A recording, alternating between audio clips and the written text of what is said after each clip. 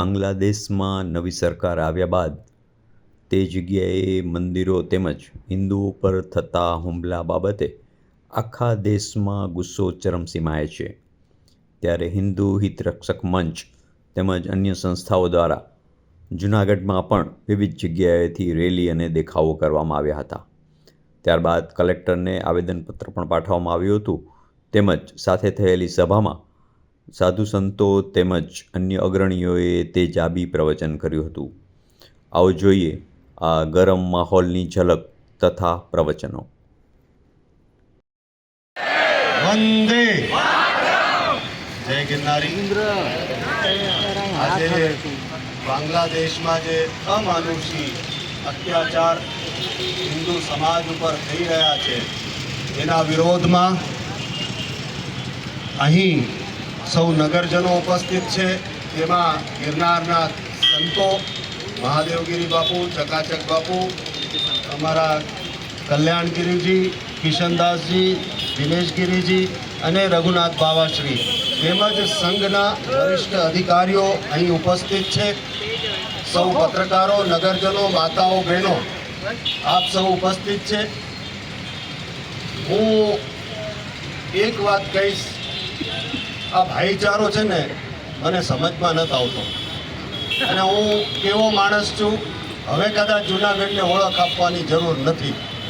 જે હોય એ સત્ય કહેવાનું, જે હોય એ સચોટ કહેવાનું, અસત્ય હોય તો માફી પણ માગવાની તૈયારી રાખું છું, પણ સત્ય હોય તો બે ધડક છાતીએ બેસીને કહીને કે તું દુષ્ટ છે અને તારો વિનાશ કરીશ આ પણ હિંમત રાખીએ છીએ। એટલે જે કંઈ વાત કરીશ સત્ય જ કરીશ। સાહેબ, આ પાકિસ્તાન હોય કે બાંગ્લાદેશ હોય, આનો જન્મ જો થયો હોય તો એ ભારતના કોખથી થયો છે। એ બે દેશોએ ભૂલવું ન જોઈએ।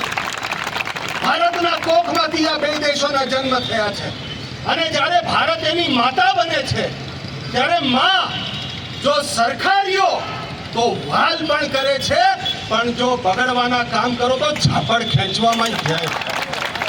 જરાય કચાશ રાખવી નથી કે દીકરો બગડી ગયો છે ને કાન નીચે બે લગાવવી પડશે।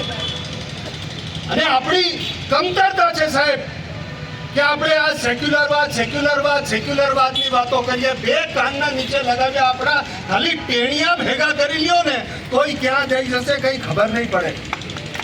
જાગવું પડશે।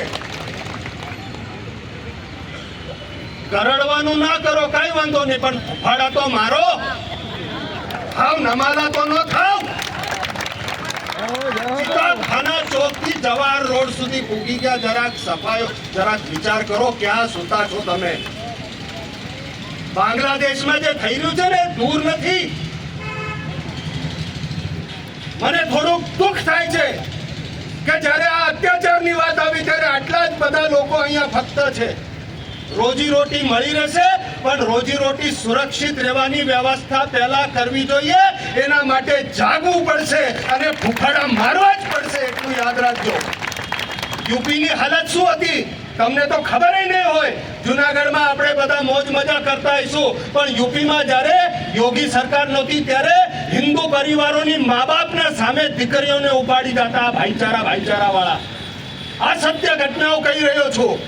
યોગીજી આવ્યા પછી એ થમી ગયું। એક સનાતની આવે ત્યારે મુસ્લિમ પણ સુરક્ષિત છે અને હિન્દુ પણ સુરક્ષિત છે। આ યાદ રાખવું જોઈએ। અને મને તો આજે વિચાર આવે છે કે આ સેક્યુલરવાદ વાળા ગયા ક્યાં? પાર્લામેન્ટમાં રાડું પાડતા હોય રાહુલ અને બધા સેક્યુલર ક્યાં ગયા? આજે બાંગ્લાદેશમાં અમારા માતાઓ બહેનો ઉપર બલાત્કાર થઈ રહ્યા છે। આજ બાંગ્લાદેશમાં હિન્દુ સમાજ ઉપર અત્યાચાર થઈ રહ્યા છે। અમારા દેવી દેવતાઓ ઉપર પ્રહાર થઈ રહ્યા છે। કેમ ચૂપ છો? કેમ યુએન ચૂપ છે? કેમ અમેરિકા ચૂપ છે? અત્યારે ક્યાં તમારો સેક્યુલરવાદ ગયો? અત્યારે કેમ કોઈ યુએનમાં અવાજ નથી ઉઠતો? સમજવું પડશે। નરેન્દ્ર મોદી સાહેબ આજે વિશ્વમાં જે ફલક ઉપર ભારતને લઈ રહ્યા છે એની દેખાઈના લીધે આ બધું થઈ રહ્યું છે। આપણે જાગશું, આપણે બોલશું તો થશે। એક વાત યાદ રાખો, તમે કાનના નીચે ન મારી શકો ને તો બોલવાની તો હિંમત રાખો, બોલતા જાઓ તો લોકોને ખબર પડશે. બોલવું જ પડશે, બોલ્યા વગર નહીં ચાલે. અને આટલી વ્યસ્તતા હોવા છતાં કથામાં ભૂતનાથ મંદિરથી કથા થઈ રહી છે, તો પણ એમાંથી એટલા વ્યસ્ત સમયમાંથી જો હું અત્યારે સમય કાઢીને અહીંયા આવી શકું